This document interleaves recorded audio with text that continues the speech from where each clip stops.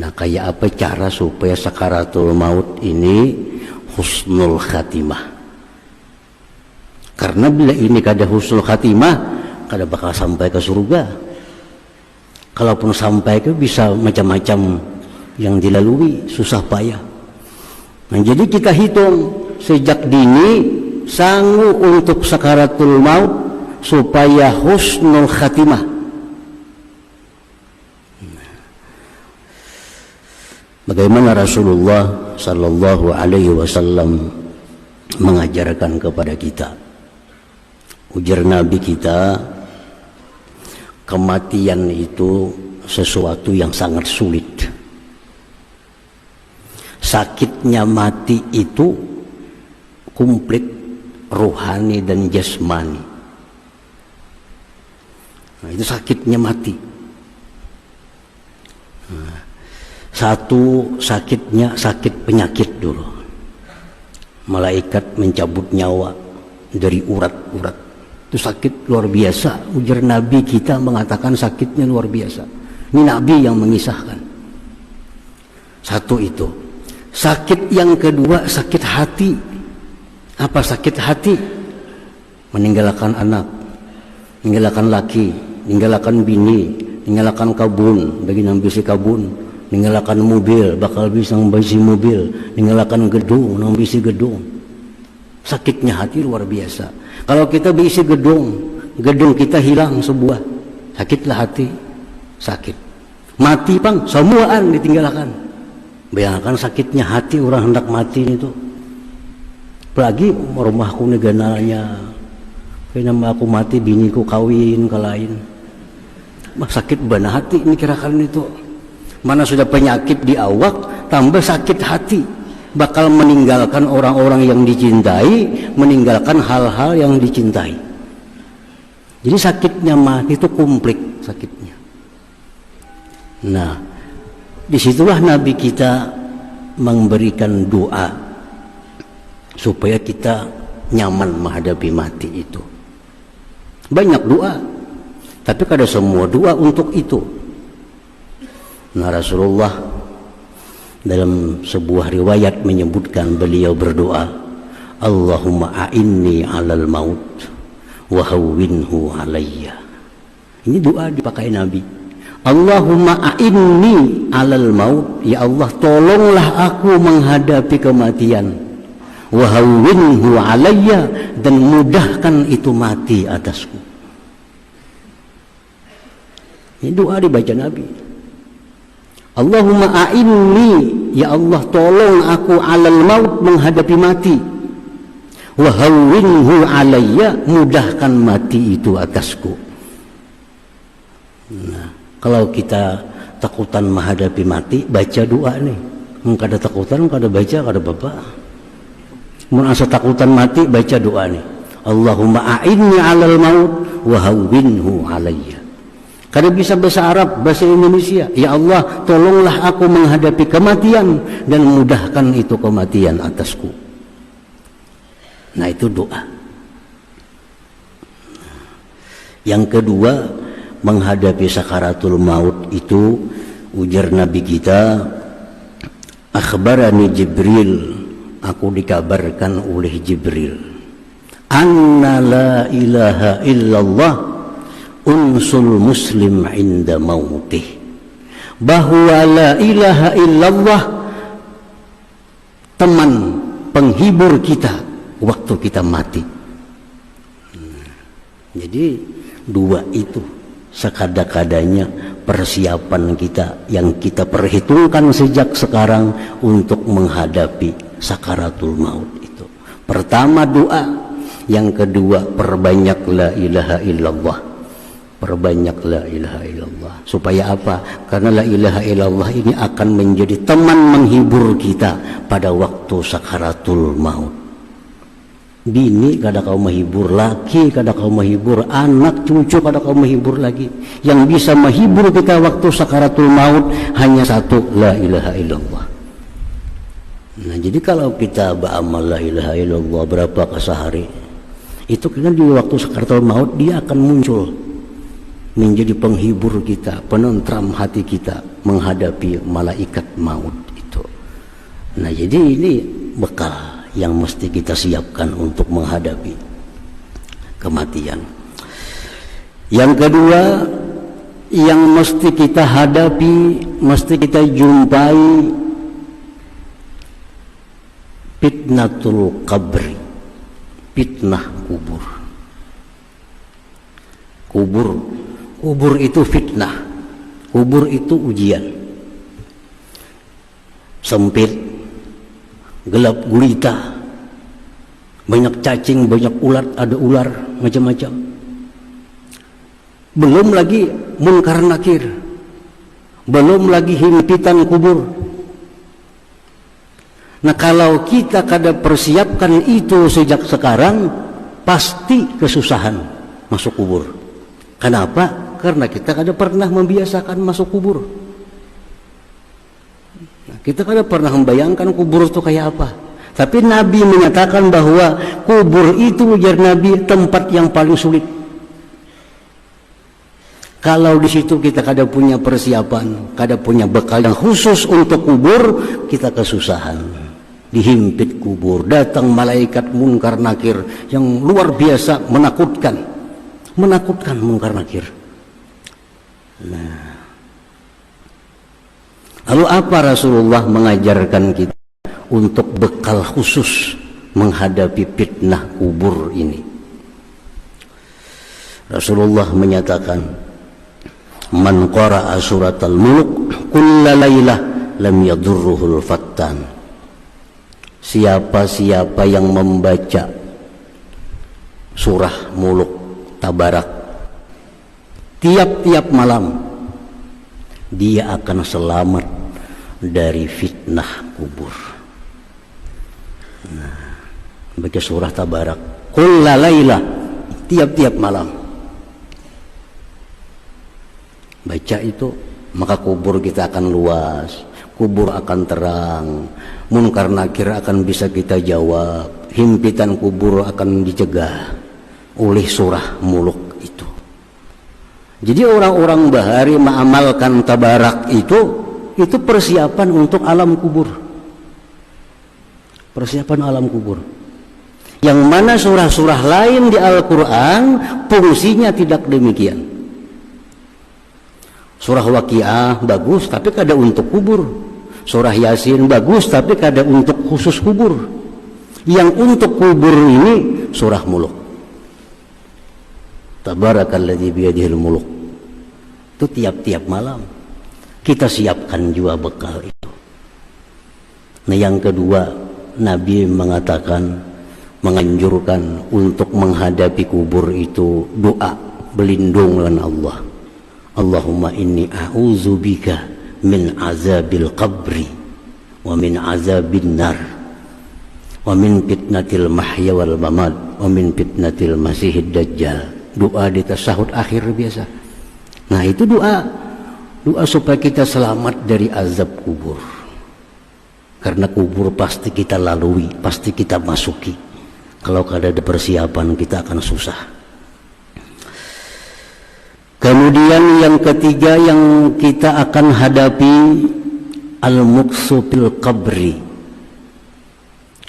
Kita di kubur itu diam. Berapa lawas kita diam di kubur? Ila yaumil qiyamah, sampai hari kiamat.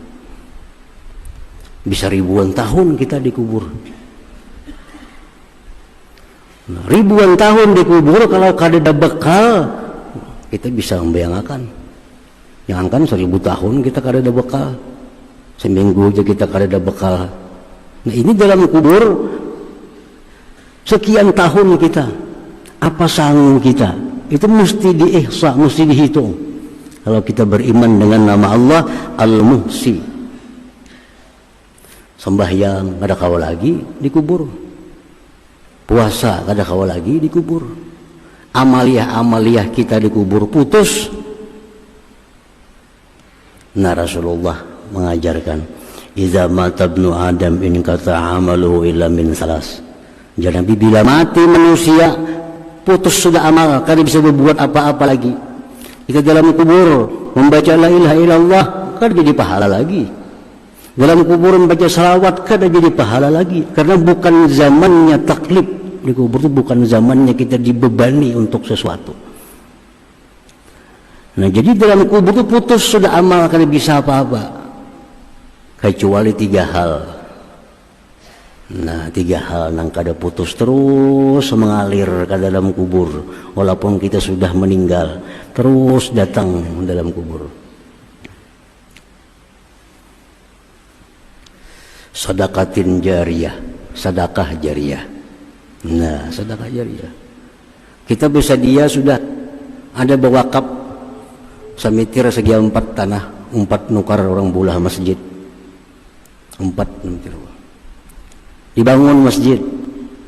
Nah, maka selama masjid itu disambahyangi orang, terus mengalir dalam kubur pahalanya. Ini yang menyamani di kubur.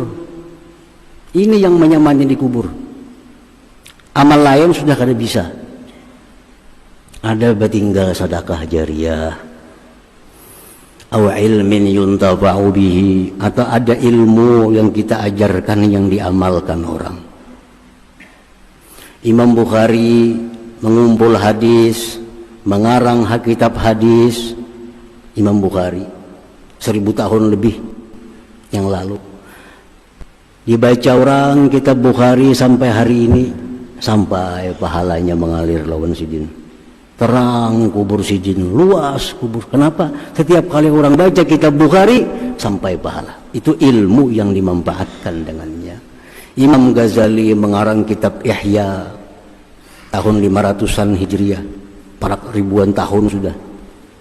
Dibaca kitab Ihya sampai pahala Imam Ghazali. Tarang kubur sidin, lapang kubur. Kenapa? Karena ada ilmu yang dimanfaatkan dengannya. Yang ketiga, waladin salih yad'ulah, anak salih yang mendoakan. Abahnya dalam kubur, anaknya yang berdoa, ya Allah ampuni dosa abah mama, ya Allah rahmati kubur abah mama, lapangkan. Nah, karena ini anak saleh, doanya diijabah Allah, nangkoi tentarang kuburnya, lapang kuburnya. Nah, kalau kita bersiap-siap untuk dalam kubur, antara 3 nih, baik ketiga-tiganya bagus lagi. Ada sedekah jariyah, ada ilmu yang dipakai orang, ada anak saleh yang mendoakan kita. Maka selama itu jalan, dalam kubur pun dapat nikmat, dapat rahmat dari Allah Subhanahu wa ta'ala. Yang keempat yang pasti kita lalui menuju surga itu adalah mahsyar, lapangan berhimpunnya seluruh makhluk manusia dari Adam sampai hari kiamat kumpul. Nah, mahsyar. Di situ kada ada warung. Kada ada warung. Di situ kada ada orang berjual apa-apa.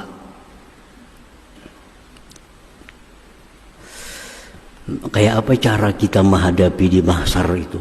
Ada satu umat di mahsyar ini.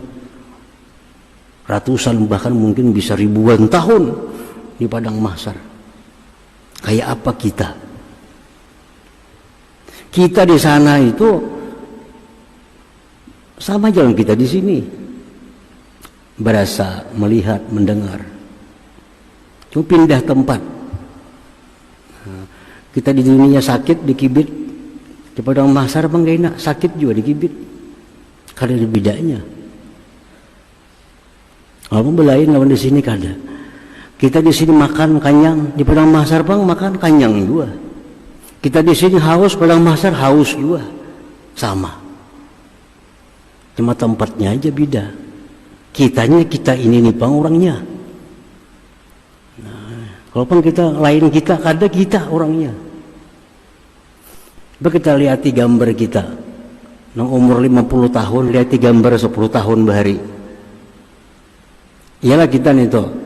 Iya kita nih toh. Cuma 50 tahun lalu kita masih halus, masih baik. 50 tahun sekarang kita iya itu juga orangnya. Di sini dikibit sakit, dulu sakit juga dikibit. Kan ada beda. Walaupun tubuh kita belain, tapi kita nih ya itu orangnya. Yang dikubur kita nih panggilnya, yang di mahsyar kita nih juga orangnya. Nah, di situ kan ada apa-apa yang diharapkan. Rasulullah SAW mengajarkan kepada kita untuk bersiap-siap menghadapi padang mahsyar kayak apa supaya jangan haus, jangan lapar, jangan bertelanjang di situ. Kan yang kapannya sudah hancur. Kapan hancur? Lalu Rasulullah bersabda, ujar Nabi, man kasa fid dunya lillah kasahullah, wa man at'ama lillah at'amahullah, wa man saqa lillah saqahullah. Nah, di padang mahsyar ujar Nabi, manusia sangat susah payah, telanjang, lapar, haus. Siapa dalam dunia suka memberi pakaian, nah, dalam dunia suka berbagi baju dalam dunia suka, kasahullah, di padang mahsyar kena diberi Allah pakaian, baju yang diberikan. Kalau untuk menghadapi padang mahsyar, pakaian. Memberi hamba bang, lain kisahnya hamba. Walaupun berpahala juga, memberi selimut lain kisahnya. Khusus menghadapi ini mesti baju yang kita beri. Nah, kopiah beriakan 2 orang, baju beriakan 2 orang, selawar beri orang, supaya apa? Di padang mahsyar itu yang kita berikan itu dikembalikan oleh Allah untuk kita. Jadi kalau kita bersedekah baju itu ada kekhususan, ada kelebihan daripada kita bersedekah duit. Sedekah duit itu berpahala juga. Tapi kalau untuk padang mahsyar itu lain kisahnya. Ini perlu baju, bukan perlu duit di padang mahsyar. Wa man at'ama, siapa yang memberi makan dalam dunia lillah, karena Allah. Dalam dunia kan tujuan memberi makani orang. Karena nasi bungkus dibaginya lillahi ta'ala. Kadang mengiau orang ke rumah, mengundang orang ke rumah diberi makan karena Allah ta'ala. Nah, orang yang demikian dalam dunia at'amahullah, di padang mahsyar dapat makanan dari Allah subhanahu wa ta'ala. Wa man saqa lillah saqahullah, siapa yang dalam dunia suka memberi air minum karena Allah, sakahullah, di padang mahsyar diberi minum oleh Allah subhanahu wa ta'ala. Jadi bersedekah itu mesti bervariasi. Kadang-kadang kita bersedekah duit, bagus. Ini waktu lain bersedekah baju, bersedekah nasi, bersedekah apalagi air minum. Karena fungsinya lain-lain, kegunaan lain-lain. Orang yang kada biasa bersedekah baju, sedekah duit saja, di padang mahsyar telanjangnya. Telanjang. Kenapa? Dalam hidup pada pernah bersedekah baju. Karena hadisnya mengatakan man kasa, siapa yang memberi pakaian lillah karena Allah, kasahullah, Allah beri pakaian dia. Pada hari raya sedekah baju, dipilih-pilih waktunya. Nah, itu untuk menghadapi padang mahsyar. Kemudian yang kelima yang pasti kita lalui sebelum masuk surga, al-hisab, dihitung. Berapa diberi umur? 60 tahun. Dihitung. Berapa berbuat baik, berapa berbuat dosa, berapa nikmat yang diterima, kemana aja membelanjakan, kemana aja dihitung oleh Allah. Nah, kalau kita kadang menghitung di dunia ini, kita bakal kesulitan di situ. Kalau kita sudah menghitung duit 1 juta dikabat, hitung 1 juta dikabat, kayaknya pas orang hitung ya orang sudah bakabat 1 juta 2 juta, mau bisa bakul bisi kita hitung ya orang. Nah, menghitung kayak apa? Mungkin ada berhitung dulu. Dalam dunia aja susah kita, apalagi di akhirat. Kalau kita kadang menghitung dalam dunia. Sayyidina Umar bin Khattab radhiyallahu anhu berkata, hasibu anfusakum qabla an tuhasabu wazinu anfusakum qabla an tuzanu fa innahu ahwanu alaikum bil hisab qada. Ujar Sayyidina Umar, hitunglah diri kamu dulu di dunia, karena itu mempermudah nanti di akhirat. Mudah. Kalau sudah kita biasa menghitung, mulai besokan tadi sampai kemarin gitu amal. Yang baik alhamdulillah, yang kada baik astagfirullah wa atubu ilallah. Dihitung. Kayaknya subuh kita hitung pulang, mulai maghrib sampai subuh. Sembahyang maghrib, baca Quran, ini itu, alhamdulillah. Oh tadi aja berbuat dosa di sini, astagfirullah wa atubu. Kita hitung dulu. Kini di padang mahsyar kita kada sulit lagi karena sudah berhitung berdahulu. Ditambah lagi doa yang diajarkan Rasulullah SAW. Allahumma hasibni hisaban yasira. Nabi dalam sembahyang berdoa, Allahumma hasibni hisaban yasira. Ya Allah, hisaplah aku di akhirat hisap yang mudah. Aisyah mendengar, wahai Rasulullah, pian berdoa apa tadi? Ya Nabi supaya hisap itu mudah kena di akhirat. Nah, kada disulitkan oleh Allah. Hisap secara umum aja. Kada hisap nang detail kada. Hisap secara global nyaman lah kas. Kalau tunggu bijian dihitungi, bah susah payah kita. Nah itu untuk menghadapi hisap yang mudah. Yang keenam yang kita mesti lalui al-mizan, timbangan. Habis dihisap ditimbang amal. Nah ditimbang. Wa amma man saqulat mawazinuhu fahuwa bi syatir radiyah. Orang yang timbangan kebaikannya menang, dia selamat. Wa amma man khaffat mawazinuhu fa ummuhu hawiyah. Orang timbangan amalnya kebaikannya ringan, dia akan celaka. Nah, lalu kita disuruh mencari amal. Mencari amal, apa amal yang paling berat untuk timbangan kebaikan ini? Amal ibadah taat kada kehitungan banyaknya. Wirid, zikir, macam-macam zikir. Macam-macam amalan. Wirid, ratib itu ini. Kalau kita baca semuaan, kada mayu waktu, kada mayu umur. Buku amalan nggak ini kandalnya lah. Baca sebenarnya hari kada mayu waktu. Nah, lalu kita disuruh memilih. Nabi juga melajari mana yang paling perlu diamalkan, mana yang paling perlu diutamakan. Karena semua kan kada mampu manusia. Nah Rasulullah SAW bersabda, "Ma min syai'in yudha'u fil mizan asqalu min husnul khuluq." Jar Nabi, tidak ada satu amalan yang paling memberatkan timbangan amal kebaikan melainkan husnul khuluq, baik budi pekerti. Nah ini membantu kita.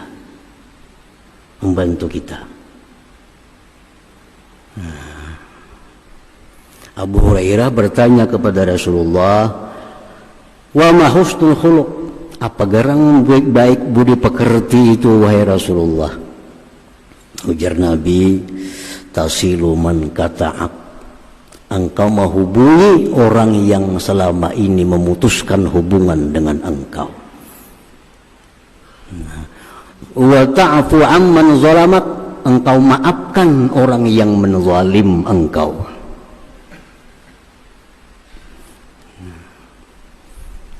Kita memaafkan orang yang menzalim kita. Orang pernah menampiling kita, atau orang pernah mengambil harta kita, kita maafkan. Ini pahalanya nih jauh lebih besar daripada sembahyang sunat semalaman suntuk. Mulai isya sampai subuh ini pasahapan orang bayang. Pahalanya berpahala. Tapi mana kena ganalnya, mana beratnya di timbangan lawan kita memaafkan kepada orang yang pernah zalim kepada kita. Ganal itu, besar itu pahalanya. Nah.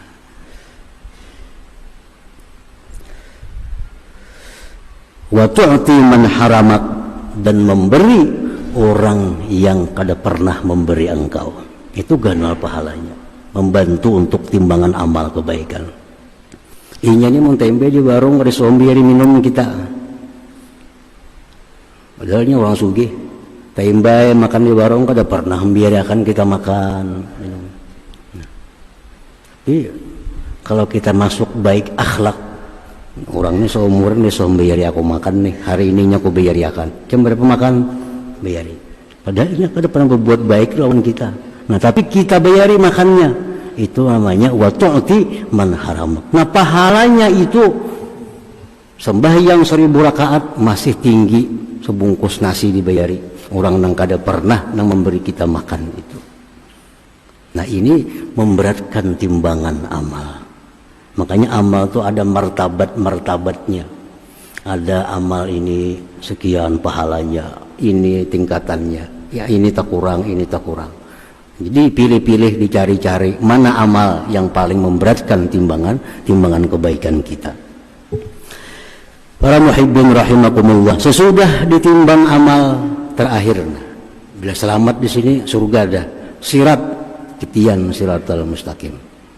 Bila kawan barang selamat dah, bila gugur ke neraka.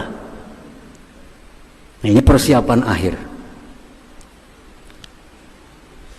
Rasulullah SAW bersabda, ujar Nabi, asbatukum ala sirat asyaddukum hubban li ahli baiti wa ashabi.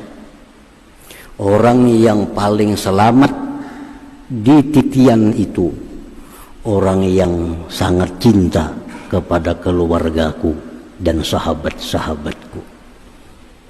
Makin kita cinta kepada keluarga Nabi, zuriat Nabi, makin kita cinta kepada sahabat Nabi, makin kuat pijakan kita di siratal mustaqim, kada akan tergelincir ke sana. Itu salah satu sanggung kita untuk supaya selamat bisa menyeberang titian siratal mustaqim. Nah, sampai nyebarang dah surga sudah, surga.